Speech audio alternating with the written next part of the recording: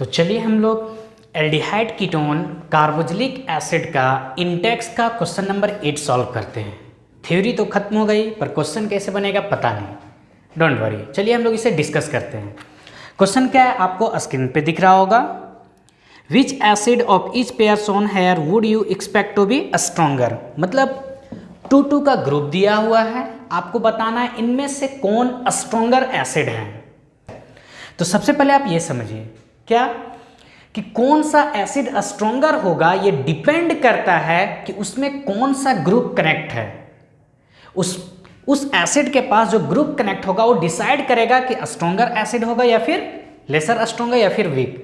समझिए होता क्या है, मान लीजिए आपके पास एसिड है COOH, यहाँ पे कुछ भी कनेक्ट हो सकता है।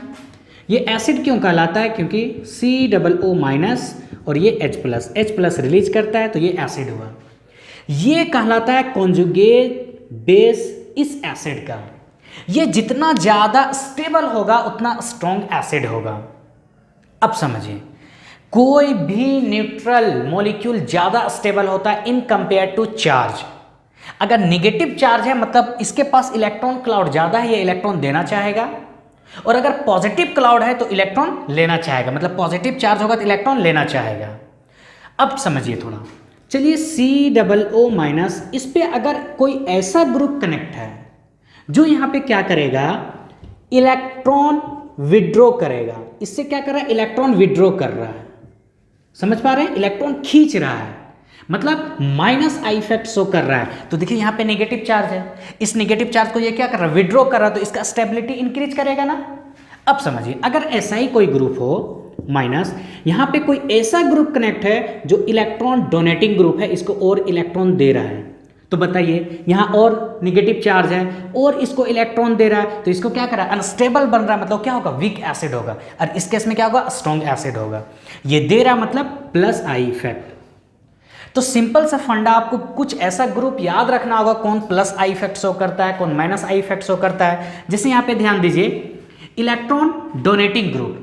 इलेक्ट्रॉन डोनेटिंग ग्रुप कौन कौन सा होता है, सिंपल आप याद कीजिए, अल्काइल ग्रुप CH3 C2H5, ये सब क्या करता है, इलेक्ट्रॉन को देता है। इलेक्ट्रॉन विड्रॉइंग ग्रुप कौन कौन सा है, NO2 nitro group, halogen group, CHO aldehyde group, phenyl group, ये सब क्या करता है, इलेक्ट्रॉन विड्रॉ करता है, मतलब कार्बोक्सिलिक एसिड का एसिडिटी को क्या करता है, इंक्रीज करता है, मतलब स्ट्रॉन्गर एसिड होगा। ये पहला कंसेप्ट है। सेकंड, यहाँ पे हेलोजन पे आपका रह सकता है क्या क्या, ध्यान दीजिए, हेलोजन है, हेलोजन में तो फ्लोरीन भी रह सकता है, क्लोरीन भी रह सकता है, ब्रोमीन और आयोडीन भी। तो फ्लोरीन ज़्यादा इलेक्ट्रॉन विड्रॉ करेगा in compare to chlorine, in compare to bromine और आयोडीन।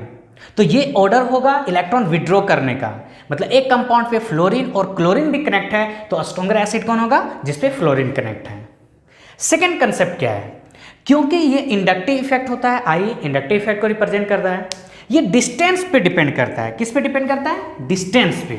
चलिए थोड़ा उसे भी हम लोग डिस्कस करते हैं। देखिए क्वेश्चन बनाना बड़ी बात नहीं है, उसके पीछे क्या कंसेप्ट यूज हो रहा है उसे आप समझिए। जैसे एक मॉलिक्यूल दिया हुआ है CH2, यहाँ मान लीजिए F है, COOH। अब समझिए, CH2 यहाँ पे F है, CH2 COOH। तो देखिए दोनों इलेक्ट्रॉन विड्रॉइंग ग्रुप है तो स्टेबिलिटी तो इंक्रीज करेगा, लेकिन ये देखिए 1 2 1 2 3, देखिए यहाँ से डिस्टेंस ज़्यादा है। ये एसिड कब हो गया, H+ देगा नेगेटिव चार्ज, तो ये इलेक्ट्रॉन विड्रॉ कर रहा है लेकिन डिस्टेंस ज़्यादा है। ये मान लीजिए एसिड है, यहाँ पे नेगेटिव है, तो अब ध्यान दीजिए ये इलेक्ट्रॉन विड्रॉ करेगा तो ये तो नज़दीक हुआ ना, तो डिस्टेंस पे भी डिपेंड करता है, तो ये ज़्यादा स्ट्रॉन्गर एसिड होगा। यही दो कंसेप्ट आप हमेशा याद रखिए, कभी आप कंफ्यूज नहीं कीजिएगा। तो चलिए अब हम लोग क्वेश्चन को डिस्कस करते हैं। फर्स्ट में देखिए क्या है, फर्स्ट क्वेश्चन CH3 COOH, यहाँ पे क्या है CH2F COOH। यहाँ पे देखिए C एसिड कैसा ग्रुप है, इलेक्ट्रॉन डोनेटिंग ग्रुप है, मतलब अगर एसिड कब होगा, जब ये H+ देगा यहाँ पे नेगेटिव चार्ज, ये H+ देगा यहाँ पे नेगेटिव चार्ज, तो ये इलेक्ट्रॉन ऑलरेडी है और ये इलेक्ट्रॉन और दे रहा है, क्या कर रहा है, अनस्टेबल बना रहा है। लेकिन हेलोजन ग्रुप कैसा है, इलेक्ट्रॉन विड्रॉविंग ग्रुप, मतलब ये कैसा शो करता है, -I इफेक्ट, इस इलेक्ट्रॉन को कम कर रहा है तो इसको स्टेबिलिटी की ओर ले जा रहा है। तो इनमें से कौन ज़्यादा स्ट्रॉन्गर एसिड होगा, ये होगा। चलिए सेकंड क्वेश्चन। सेकंड क्वेश्चन देखिए क्या दिया हुआ है। CH2 यहाँ पे F है, COOH यहाँ पे देखिए CH2 Cl COOH। तो देखिए दोनों क्या है, इलेक्ट्रॉन को विड्रॉ कर रहा है, दोनों -I इफेक्ट शो कर रहा है, मतलब दोनों स्टेबिलिटी इंक्रीज कर रहे हैं। लेकिन यहाँ पे क्या है, फ्लोरीन, यहाँ पे क्या है, क्लोरीन। तो अभी हम आपको ऑर्डर क्या बताए थे, सबसे ज़्यादा स्टेबल कौन होगा, फ्लोरीन, फिर क्लोरीन, फिर ब्रोमीन, फिर आयोडीन। तो कौन ज़्यादा एसिड होगा, जिसमें F कनेक्ट है। लेकिन एक चीज़ ख्याल रखिएगा, दोनों देखिए सेम नंबर ऑफ कार्बन पे कनेक्ट है। चलिए नेक्स्ट क्वेश्चन।